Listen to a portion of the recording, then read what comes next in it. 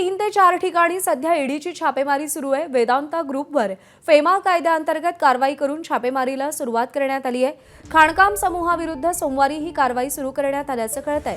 केंद्रीय तपास यंत्रणेनं उद्योगपती अनिल अग्रवाल यांच्या कंपनी विरोधात परकीय चलन व्यवस्थापन कायदा फेमा अंतर्गत ही चौकशी सुरू केल्यानंतर ही शोधमोहीम सुरू करण्यात आली।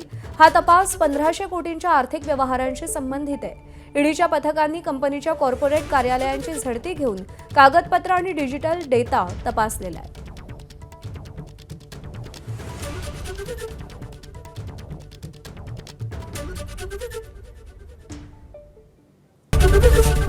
एबीपी माझा, उघडा डोळे बघा नीट।